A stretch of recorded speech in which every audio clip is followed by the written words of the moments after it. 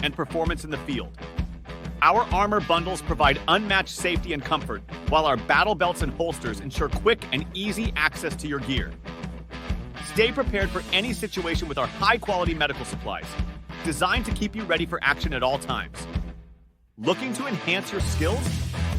Our firearms training programs will take your proficiency to the next level. Trust LT Defense for all your tactical gear needs and gear up for success on the battlefield. Military Broadcast Radio, the station that's giving veterans a voice. Find us on the web at mbradio.us. Opinions. This entire military is one cohesive, dedicated force. And the threats to our nations, they don't sleep. They're watching our every move. Iran, Russia, China, North Korea, ISIS, Al-Qaeda. They may be watching this right now. Our military should not be mistaken for a cable news gabfest show. We don't care what you look like. We don't care who you voted for, who you worship, what you worship, who you love. It doesn't matter if your dad left you millions when he died or if you knew who your father was. We have been honed into a machine of lethal moving parts that you would be wise to avoid if you know what's good for you. We will not be intimidated. We will not back down. We don't want war. But if you want war with the United States of America, there's one thing I can promise you, so help me God. Someone else will raise your sons and daughters.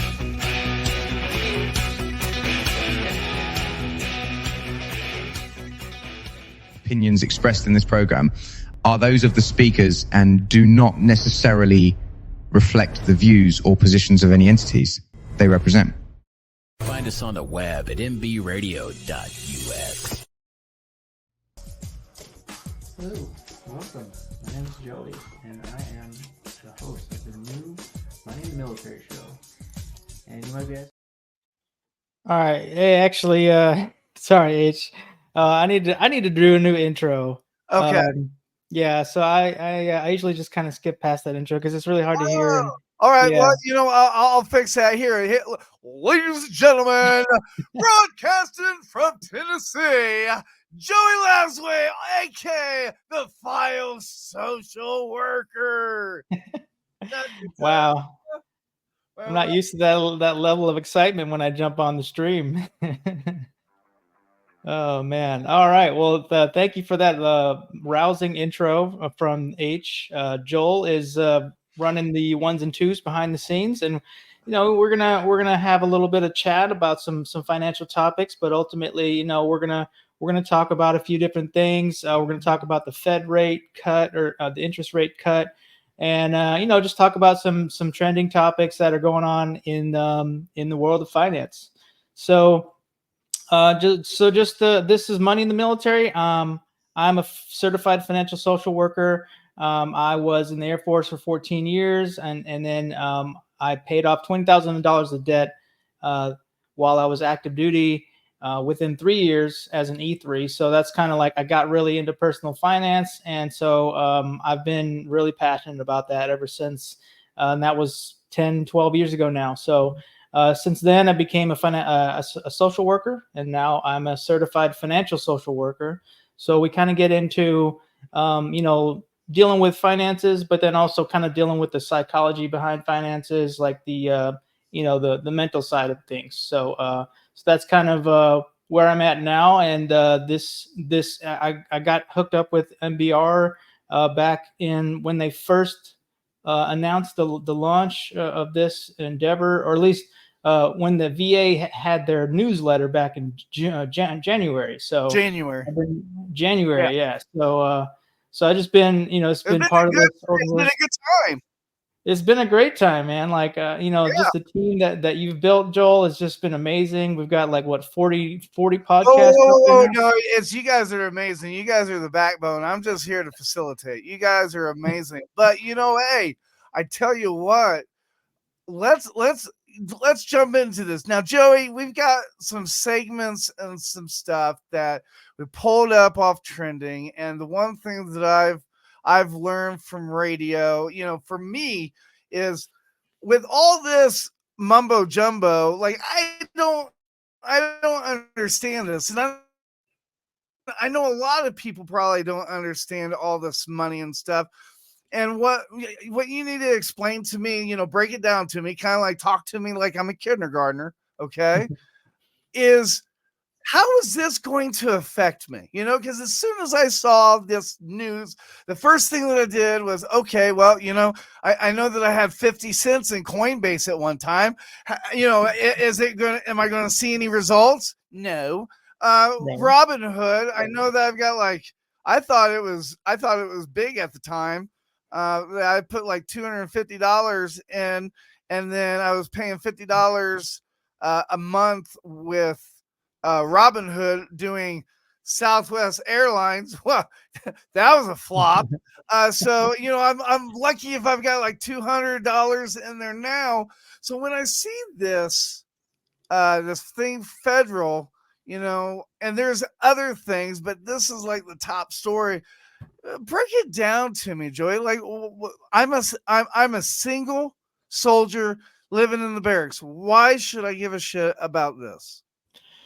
Yeah, I mean that's a great jumping off point. You know, when you actually asked me earlier about this, and I was like, you know, because you know I'm into the personal side of finance, but when you get into the federal side of finances, it gets you almost have to have an economics degree to be able to talk eloquently about that. But in preparing for this, after you had recommended it, I did a little bit of research, and I started kind of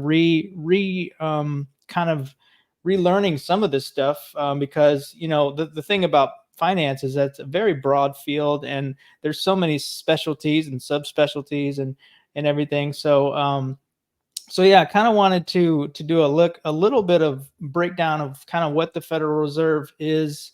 You know, I watched some videos to kind of refresh, but ultimately the Federal Reserve is like they're like the big centralized bank for other banks. So part of what happened in I think it was in 1917 or 1913, before the Federal Reserve was created, you'd have all these independent banks, you know, and they were just private businesses that would lend out money.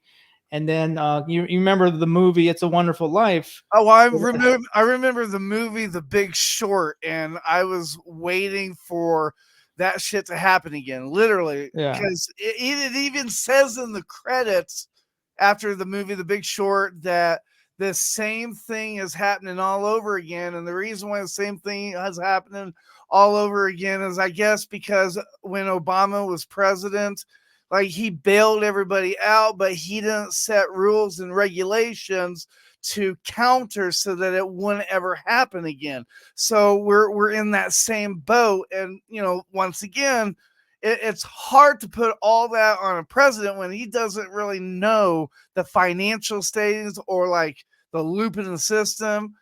So, you know, that's spilt milk, you know, we can't go back to that. Right. But you know, I don't know if they can fix that now. I don't know if they establish those rules and boundaries that he was talking about. I don't know if that would make a difference now or not. Right. Yeah. And I think we're so far removed from that scenario that we've kind of lost our memory of it. And we do have the potential of repeating some of those same mistakes. And a lot of people are looking at the housing market as being overinflated, and a lot of people that are looking at houses, that's legit, you know, like the houses, the market, it may not be as overinflated as it was in 2007, 2008, but it's still, you know, you go talk to a realtor, you go talk to somebody looking at a house, and they're telling you that it's overinflated. So right. And from what I understand from what you're saying is they're thinking that if they lower the interest rate like by a bunch, that they can put more people to work because it will be less like construction. Construction is the easiest thing for labor, because if they make it lower, then more people will, oh, okay, you know, I'm gonna beautify it and all that stuff. Yeah. Basically, the idea behind lowering the rates is to to kind of incentivize people to buy, because And like to if take loans. the mortgage rates start to go down, which they estimate that they'll go below 6, but I don't know by how much. So in theory, if the mortgage rates are a little bit more enticing, then it might actually encourage people to buy houses more, and so that's kind of the theory behind that. And then it's like there's like all these spinning plates with the economy, and what the Federal Reserve is trying to do is trying to balance a lot of these spinning plates by controlling the interest rates of the whole market. So it's a big task, and there's a lot of moving parts. Like they're looking at unemployment, they're looking at the housing markets, the stock market, and just the overall pulse of the economy. So yeah, I mean, it's a it's a very it's a very delicate balance, and sometimes it's one of those things that you don't know how good or bad it was until historically you start to analyze it. Because Right. I did see a piece about how in the 70s and 80s, when there was like a really bad inflation, Mm-hmm. the Federal Reserve at the time, one of the guys that jumped in, he really raised rates like aggressively, and a lot of people were like, "You're killing us! You're killing us!" Right. But the thing is at the time that's kind of what was needed. And then as those rates came back down, the economy for the next 30 years was really on point. From that period to the almost up into the 90s. So it's kind of like some wizardry, that a lot of stuff that's going on that even I'm just like trying to catch up and trying to understand, like, okay, what is this 50%, or, well, sorry, not 50%, 0.5% interest rate decrease going to do for an everyday Well, consumer and like that's you what I and was I? that's what I was getting ready to say. Like, they sent out those economic stimulus checks, and that those Mm, economic stimulus checks were great, but the majority of Americans, especially at that point in time, they most of their income was going to pay the interest off of credit cards, because we've been living off credit cards. And right. look, we can sit here and gripe about, hey, everybody needs to buy American, everybody needs to buy American.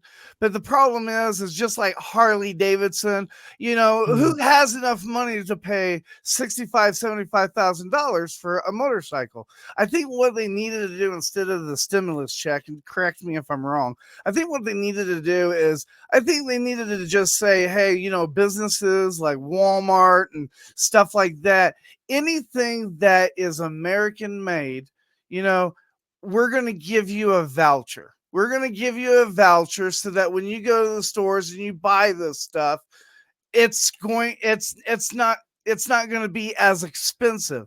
They're still doing the same thing, but you can't give people money and expect them to, like, look on the tags. Is this American? Is this American? Because that stimulus check isn't going to do anything if you're buying something from China, or if you're mm. buying something from Taiwan, or am I wrong? Well, yeah, I mean, I hear what you're saying. Like, I think that that would have been a good idea, honestly, to really stimulate American-made products, and stimulate local businesses. That would have been more. That would have been more impactful in the long run, I think, because really, like you said, people just kind of ended up buying whatever they wanted. In a lot of cases, I know people that were splurging on just designer bags and things like You have that. people using EBT cards for candy bars and Twizzlers. I'm Yeah. not saying anything's wrong with that, Mhm. but you can't expect every American to spend their money wisely. You just Right. can't, because not every American is at the same mental capacity point as other people. I mean, you're a lot smarter than I am, Joey. At least I can admit that, okay? And you have to Oh understand gosh. that the majority of Americans, they don't understand how things work. I mean, my wife still drives the car, and she's like, "Oh, you got to put oil in there, also gas." Yes, it's just how it is, And a lot of Americans, we tend to use things and do things not knowing how it works. You know what I mean? Have you seen that TikTok with that woman saying, "Well, I just don't understand why they can't have a wireless hose. Why can't they do a wireless hose? I mean, the constipation and all this stuff, it's like Yeah. that's Yeah. what I That's what we're working with. That's what the level of education and the stuff that gets shared nowadays. Hopefully that highlights that we do need financial literacy in more in just out there in the world. we So really that's kind of what what I've been really trying to press for is financial literacy, education, just talking about this kind of stuff, because somebody might be listening to our conversation and be like, you know what, I need to learn more about the Federal Reserve, or that's basically what I did was as I started researching on it, and then we can kind of share what we learn and then learn on the fly in some situations. So like I did bring up a little bit of a analysis, and basically the breakdown of the situation, the decision was that. Basically, well, why they made the decision is like, if the rates were raised, then this would have been done to combat inflation, but as inflation has come down, they were like, well, we don't need to raise, and if they just didn't do anything, like they held steady like they have been, then they would say that inflation is under control, and then they want to just kind of like keep the peace. But then they decided to lower, which hopefully encourages borrowing. So basically your credit card rates will theoretically go down, your mortgage rates, your car loan rates will go down in order to try to encourage people to buy more. And all this is theory. All this is theory. It's just like going to the doctor. All of it's theory. When you go to a doctor, or especially a vet, they are troubleshooting with your wallet. They have no idea. All of it's theory. That's the reason why you always need a second opinion. So yeah, I agree with you on that.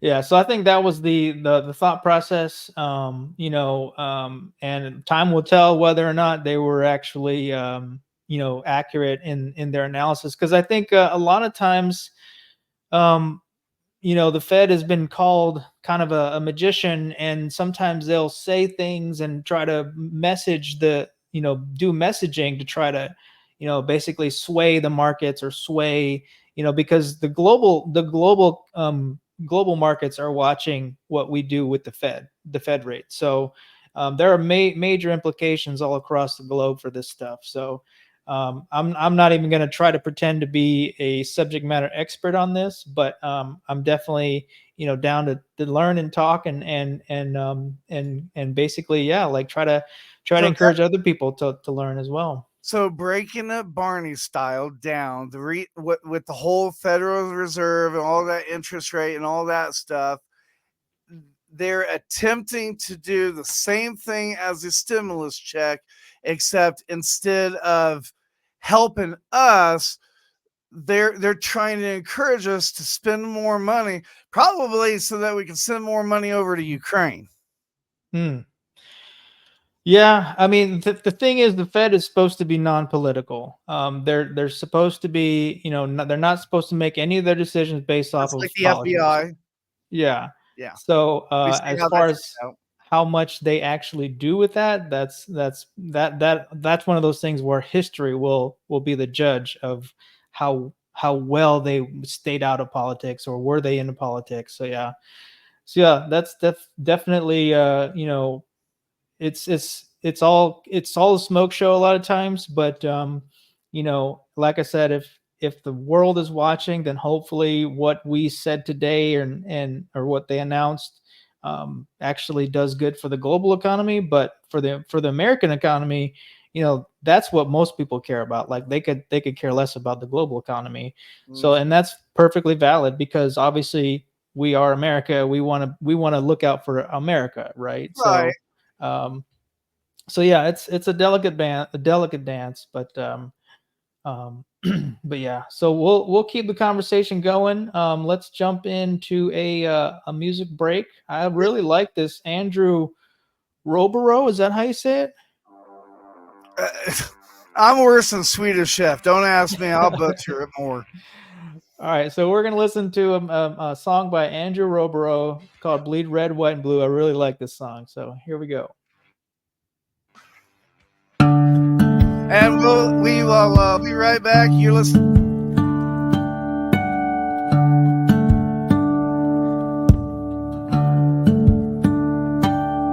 Been 10 years since I'd seen his face. Not much had changed, just a different time, different place. When I shook his hand, I knew something had changed.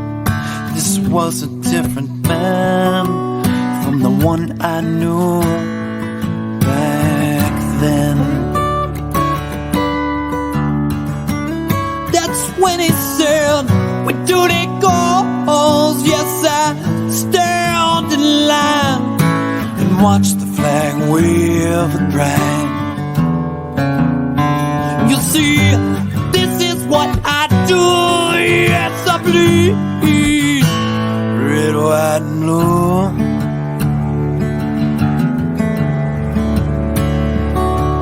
He told me the tales of his journeys far away. 3 times gone and land most only see on the front page. With honor and glory, he stood so tall and fought for you and I, so we could be free from it all. That's when he said, "Where do they go?" Yes, I stand in line and watch the flag wave and pride. You see, this is what I do. Yes, I bleed red, white, and blue.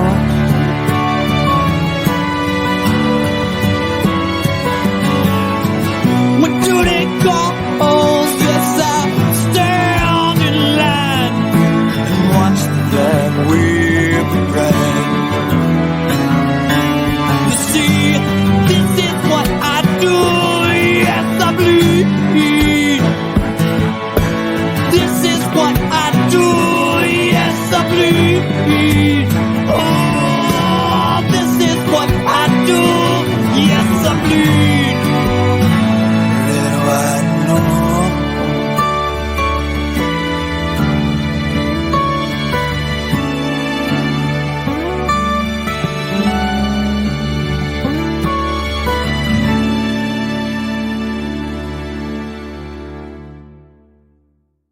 Military Broadcast Radio, the station that's giving veterans a voice. Find us on the web at mbradio.us. Opinions expressed in this program are those of the speakers and do not necessarily reflect the views or positions of any entities they represent. Find us on the web at mbradio.us. All right, we are back. This is Money in the Military, and my name is Joey. I have H in the background. He's running the ones and twos, the sound, and providing some commentary. Also, we're just kind of chatting about the Federal Reserve rate cut and just the implications and all that, and just having some good conversation about that. What's going on? Well, I was just going to say, the other thing that we was going to talk a little bit is, another segment. What's trending right now is it says that jobless claims at the 4-month low weekly jobless claims dropped their lowest level in 4 months, signaling continued strength in the labor market. However, there are concerns about potential disruptions from labor strikes, such as Boeing, furloughs of employee. Well, I can tell you, Boeing, that they're in a financial thing because of safety, especially since people like to kill other people. Boeing furlough of employees due to a machinist strike, which could increase claims in the coming week. And that's provided by Yahoo Finance. Yeah. I don't understand why they, like the president right now that's in position. I don't know how they can brag about how like the job force is like so strong, because you guys did this. Like, we closed many businesses and many personal businesses. It's kind of like if you have a hose full of water and you're bending it, okay? And like no water's coming out, right? But then when you release that hose, whoa, all that water is coming out. Oh, look, I made it rain. No, you didn't. All you did was let everybody go back to work. So you didn't really create anything. It's just nice on paper, but it's not my wallet doesn't feel it. I don't care what it says on paper, my wallet doesn't feel it. So that's the way that I look at that. Or am I wrong, Joey? Well, I think if you look at like the jobless claims over a period of time, you probably can see different trends. This is a 4-month period, so that's just a 4-month snapshot of time.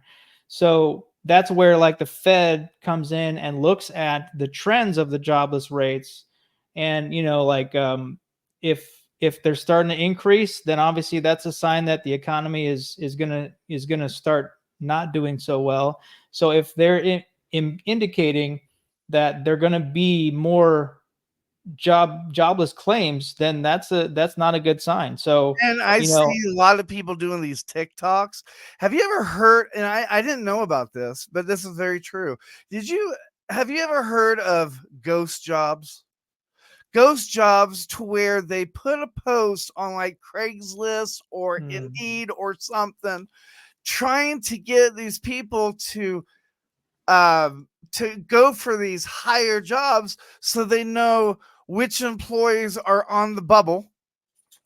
And then when these people apply for these other jobs, they kind of give these other people that are below, new hires, these jobs, just so that they don't have to increase the wages of employees that have been there for a long time. I think I have vaguely remember hearing about this. Yes. But yeah, I mean, there's it's not just one company. A lot of companies are doing that. And yeah. I'm not going to throw anybody under the bus, but like today I was somewhere and I was kind of hearing, eavesdropping, whatever you want to call it. But I was kind of listening to this meeting, and this guy was like, oh yeah, we just need to make sure to put them through the hoops a little bit so that they focus on, doing this part instead of this part. And I'm like, wow, that's conniving as shit. Yeah. There's some pretty shady stuff going on in the industry, or in a lot of industries. And I think there's a lot of Monte Carlo, like the shifting of jobs to, like you're saying, these ghost jobs are companies trying to rig the system a little bit, and trying to like make their company look either more profitable than they are, or they're trying to juice the numbers, to make it seem like they're hiring X amount of people because they have all these job postings up there. So yeah, there's a lot of really shady stuff going on there for sure. And that's just sad. That really is, especially with everything that's going on. But we can sit here and complain all about it all the time, but nothing's gonna do. It's not, and we're kind of guilty too. I mean, I don't know how many people like go on the side of the road and see people, with sign, hey, blah blah blah. Yeah, we're kind of like those people, and we're asking these people that are driving up, which is like, the government or the outside society. Hey, please help it. And they're just looking at us like, yeah, whatever, get a job. Hello, I'm trying to get a job, and then the smart thing, I don't know if you have it there in Tennessee, but here in Colorado, there's a lot of people using like squirt bottles or water, and they're using like squeegees, trying to do, kind of like in New York where they're like, hey, let me wash your windows, kind of thing, or they're selling roses. I mean, at least they're attempting to do something. Yeah. Yeah, and honestly, I'm kind of I'm starting to get a little worried about how much AI is going to start taking some of these other jobs too, like the lower level jobs, like the type of jobs that can be done. Used to be like people putting in information into a computer, like that used to be a job, like. But now you don't have that. Let me kind of calm people's nerves about that, because even though AI is great, there's a lot of bugs with AI still. Sure. Okay. Yeah. For example, just so everybody knows, if you ever do AI, like a picture or something, AI does not know how to spell. Okay. So that's the first thing. We know this. Okay. Oh, yeah. And then for some reason, AI doesn't realize that we have 5 fingers, not 7. Mm-hmm. Okay. So small details. Yeah. So those are the 2 things. So I think ultimately, even though AI is going to help and maybe take away from people, you're still gonna need people to kind of like fix it, or tip it off, kind of thing. Mm-hmm. Look at computers. We thought computers was, oh, I got a Blu-ray player, I'm gonna have this for my whole life. We have millennials right now. What the hell is a Blu-ray player? Because we've expanded that. Yeah. And I mean, it's a, like I was thinking about this the other day. I found a bunch of my old Blu-rays, speaking of that.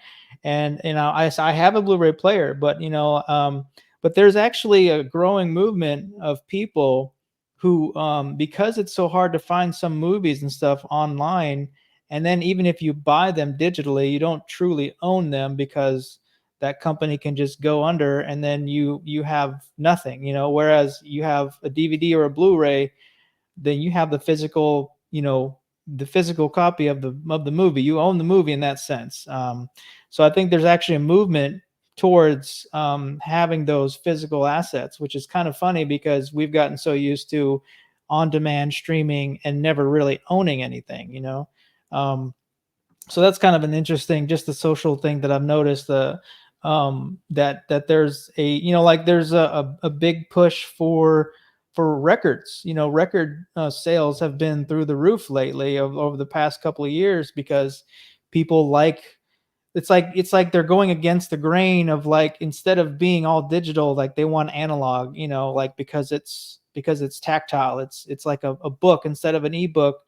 People still like a physical item, Right. So I think in that sense, yeah, AI is here to stay, but it's not gonna change a whole lot. But yeah, with that being said, we're gonna take another quick break. We're going to listen to, let's see, So that song that we played, that was Andrew Rossborough. He sings that. It's a friend of mine from high school, so it was kind of cool. You know what? I'll play a song. We're not gonna play the chemistry club thing. Okay. We're gonna play this nonprofit that is a fantastic nonprofit, and if you're a veteran out there and you don't take anything from any of these shows, keep an eye on like the nonprofits. Maybe your outlet might not be skiing, or maybe your outlet might not be radio. Maybe it might be horses, or even planting. There's so many things out there. If you haven't found your purpose, if you haven't found your outlet, reach out to us. We'll definitely put you to work, get you doing something, because no matter what, when you're doing something for other people, it just makes you feel good. So, with that being said, well, like Joey said, we're going to go on a music break. And when we come back, we're going to be talking. It looks like we're going to be talking about the housing market a little bit, unless Joey has something other than that to speak of. So, whatever you do, stay with us. Don't go away. You're listening to the station that's giving veterans a voice. You're listening to MBR, Money in the Military. Stats tell that each day, 22 veterans commit suicide due to PTSD. These stats shook us and urged us to do our part. After hours and hours of thinking, Beekeeping for Veterans was born. Beekeeping for Veterans combines beekeeping with mindfulness meditation. Why combine them? Here's why. Beekeeping causes positive rush of adrenaline while beekeeping. You have to be calm during it. You are mindful of your movements. Each week, a veteran will receive a mindful meditation to build emotional and mental skill sets. Mindfulness is a set of 3 attentional skills that work together: concentration, sensory clarity, and equanimity, mental calmness, composure, evenness of temper. Every time mindfulness is practiced, we build these skills. Beekeeping for Veterans not only helps veterans overcome emotional trauma, but also aids our environment, as without bees, there is no food. Come forward. The people who have supported your country now need your support.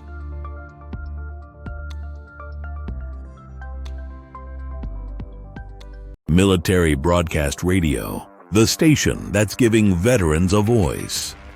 Find us on the web at mbradio.us. Opinions expressed in this program are those of the speakers and do not necessarily reflect the views or positions of any entities they represent. Find us on the web at mbradio.us. All right, we are back. This is Money in the Military. Just want to shout out, we have 8 people watching on MBR Talk on X. So that's pretty cool. Shout out to you guys watching on X. Jump in the stream and give us a shout if you want. And I'm thinking, because for like the longest time, I was wondering, like, so we're on Roku, and there's not really a thing on here that says anything about like Roku or anything. I think Roku is taking the count and putting it into Twitter or X, whatever you want to call it, because I've been on Twitter all day. Literally nobody's on there except political stuff. So I'm pretty sure that's Roku. But okay, all right. Yeah. But so I saw this article in Yahoo Finance. Go figure. Housing market is struggling despite the declining mortgage rates. The house market remains sluggish due to persistency high home prices. Existing home sales fell 2.5% in August, with the median price hitting a record for August at $416,700. Lower borrowing costs might spur demand, but supplies constraints continue to pressure the market. What I want to know is, there's so many of these like little homes, that they've made. You can buy one of those like home things at Home Depot or those 3D market homes. My question is, why don't they smarten up and realize that, not everybody can afford these $700,000, $800,000 homes? Why don't they start making like affordable houses? Like, let's try to quick it back into the 80s or the 70s or the 90s, and let's try to make affordable budgeting houses like less than $80,000 for a house, because that's how much my dad paid for his in Indiana. I don't understand that. I understand why builders want to, build these big houses for big profits, but it doesn't do you any good if you're using drywall for the whole damn house. Yeah. Yeah, no, that's a great point, and I think something that a lot of people, especially as I think most people are really realistically, they only need a smaller house. You know, they only need like in some cases maybe a two bedroom, one bath house, or two bath house as a starter home. Um, and maybe a three bed, two bath. If you're a young family, and then as you get bigger, maybe you get a bigger house. But yeah, I think you bring up a great point that I think people don't necessarily want these giant houses anymore, and I think that's part of the reason why some of these the market is shifting, Right. but the builders are not they're not necessarily adjusting with the times, and I think that's part of where there's going to be like a little bit of a clash where like the market wants one thing, but then the builders are saying, okay, well, this is how we've been doing things for the last 30, 40, 50 years, and they're probably more resistant to change. Whereas there are some companies that are building, like you said, those 3D printing houses and more economical building practices. So there is some movement towards that. And then like the tiny home movement, I don't know how sustainable the tiny housing industry is, but I Well, know must that not be that much, because when I go down the street, I haven't seen a damn tiny house. I see that shit on the internet or TikTok, so it must well, not be too popular. I actually looked into tiny houses for a little while there, and the problem with that is the building codes. So a lot of localities are not they're not built they're not zoned for like small houses. They have to be like a certain lot size. So I think that's one of the issues that I've come across. And then like when the ones that are built on wheels, they're technically labeled as RVs, and like they're like you can finance them as RVs, you can get them insured as RVs, but it requires a truck usually to haul and move around and stuff. And then it's essentially an RV on a house on wheels, and there's just the infrastructure just isn't really there to kind of facilitate mass adoption of these tiny homes. So it would require, and there are some companies and builders that are trying to build like little tiny house communities that I've seen, but those are few and far. Yeah, those are turning into cults. Let's just call it what it is. Okay, Well, let's yeah, just like call it.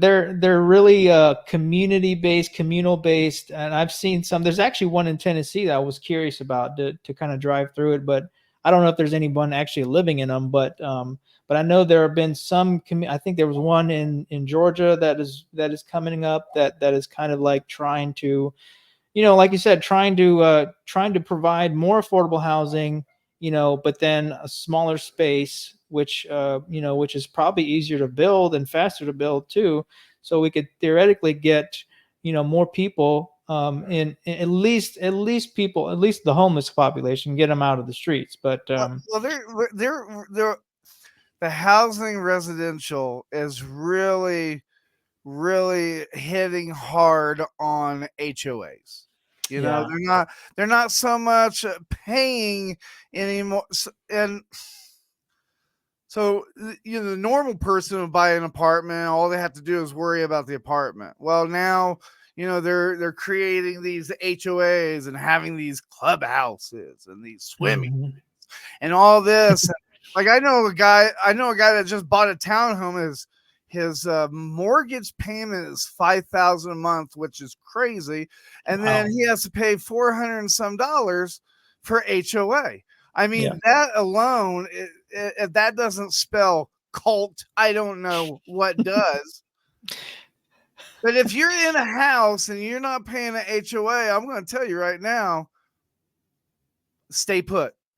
Yeah. Don't get Yeah. greedy. We learned in the military, Joey, that it doesn't matter how big your house is.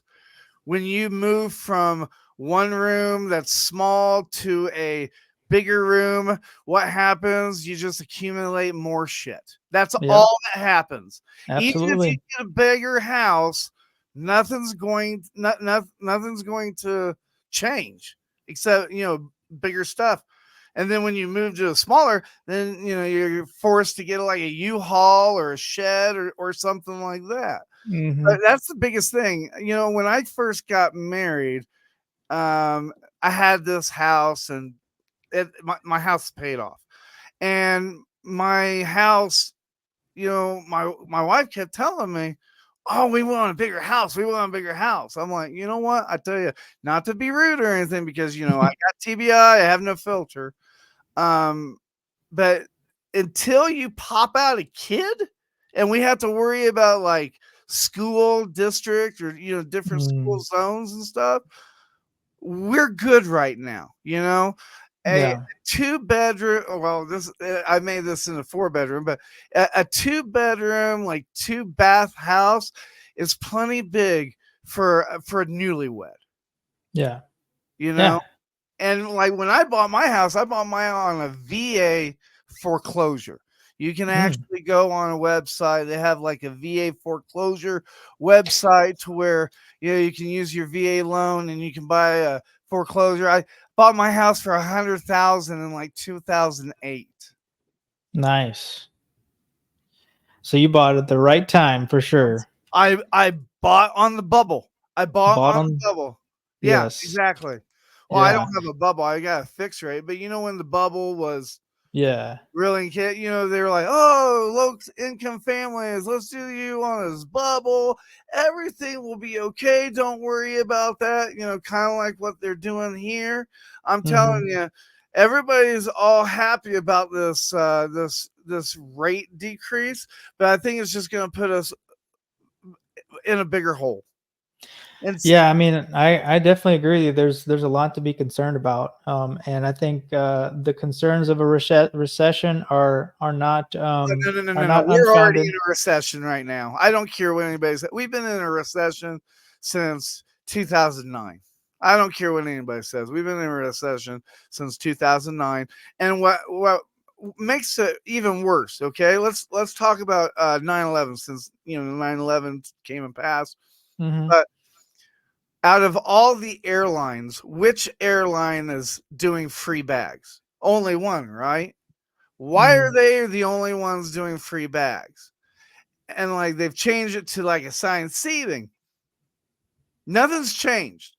When you go to businesses, hey, I want a donation, blah, blah, blah. Their story is always, oh, times are tough, blah, blah, blah. Well, tell me, if times are tough, then why on your taxes or whatever they call it, why are their income, what's the proper name for that, Joey?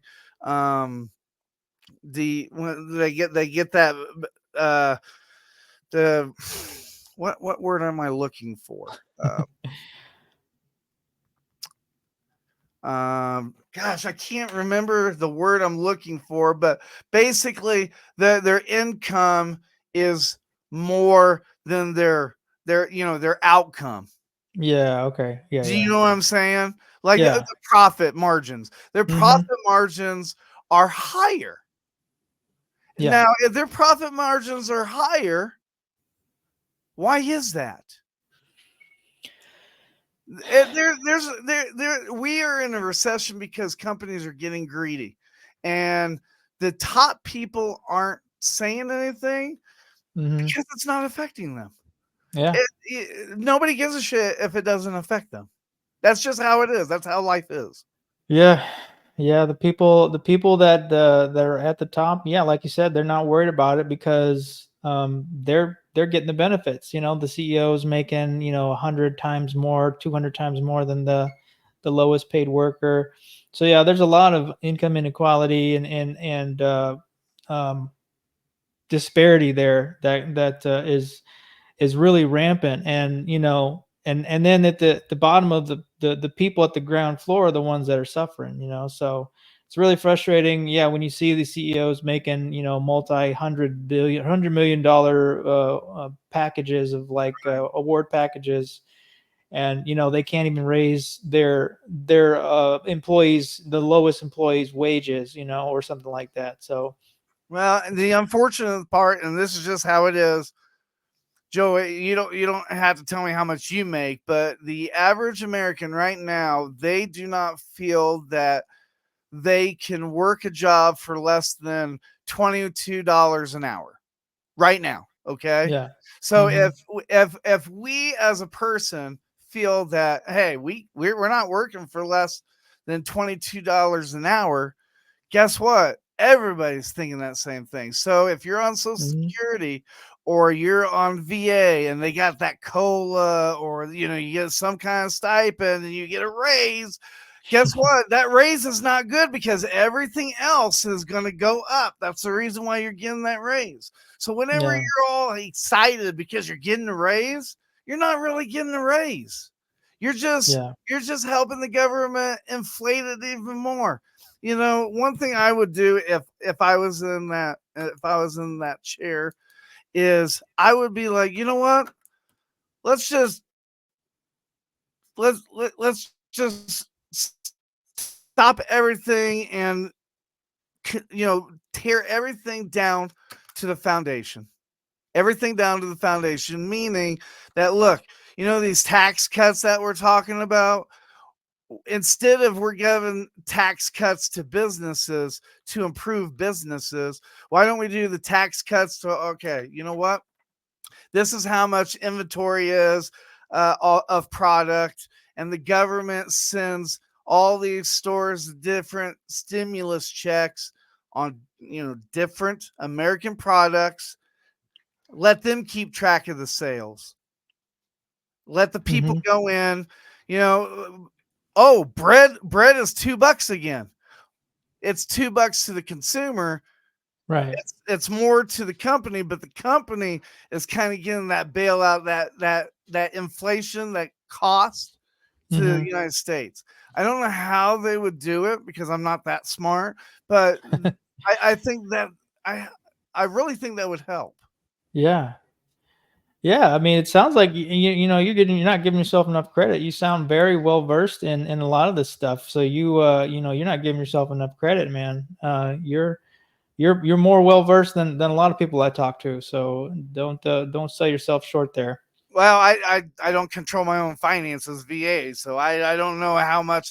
Maybe I'm all talk and not enough brains on actually executing, but that's what I would do. And Well, I mean, I think you highlight really what the pulse of most people that are in America right now are feeling. It's like, they might talk, at the higher level, talk about how great the economy is, but is it really that great if people are having to work 3, 4 jobs? Like it doesn't seem like that. yeah, So is it really that great if we have a candidate getting 2 assassination attempts? I can't remember in history a candidate, maybe a president, but a candidate getting 2 attempts on them. I mean, that's crazy.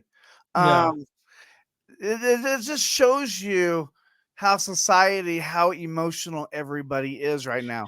But keep in mind, 90% of Americans are on some kind of Ritalin or some kind of mental medicine. So when you go to work tomorrow and it's Friday and you're having a bad day, just remember they're probably taking PTSD meds too. yeah, yeah. That's man. That's so true. That's so true. But hopefully by talking about this kind of stuff and putting it out there, and like we're two veterans.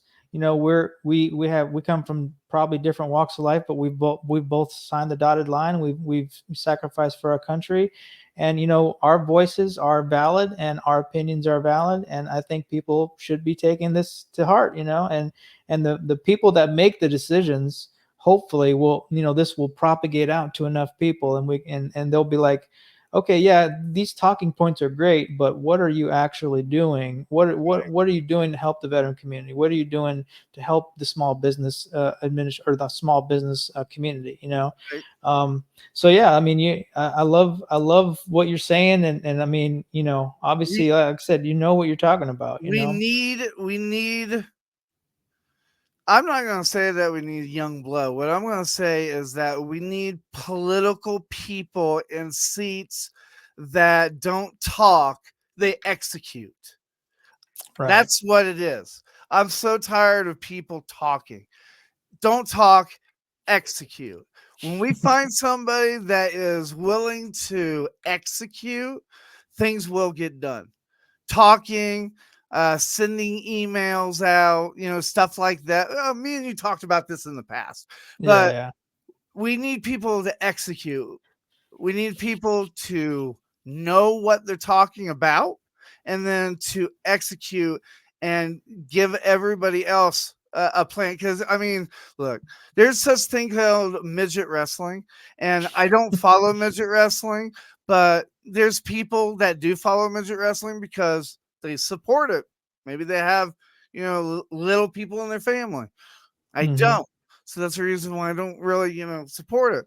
We need people that it affects. We need somebody in the presidency that lived off oatmeal and watched cartoons on Saturday morning. Yeah. Yeah, like a real person, like a real, just somebody that had, like we grew up with, Saturday morning cartoons, eating our bowl of cereal, and and just enjoying life. It was a much simpler time. We didn't have tablets and streaming and all this other stuff, so it was a much simpler time.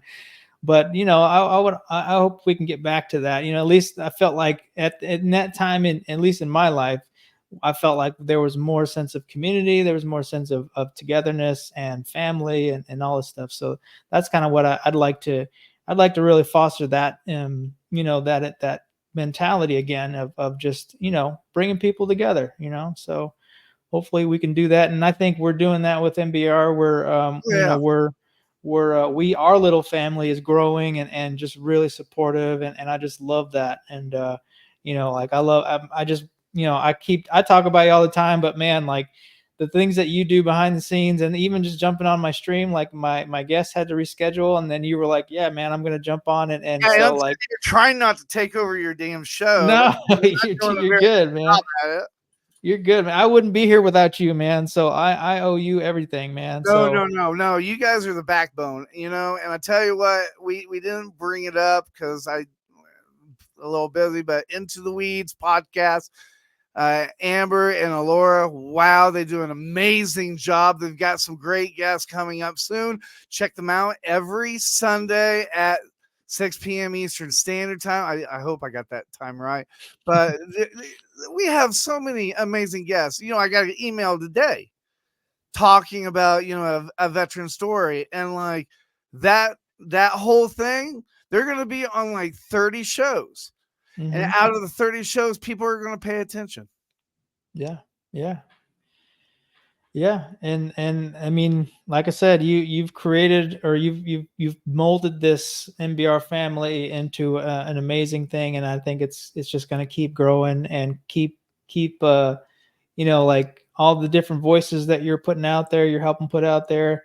And I hope if there's any veterans listening that they want to join the team, and they, like we want everyone's voice, every veteran's voice out there, so yeah, that's my pitch for MBR.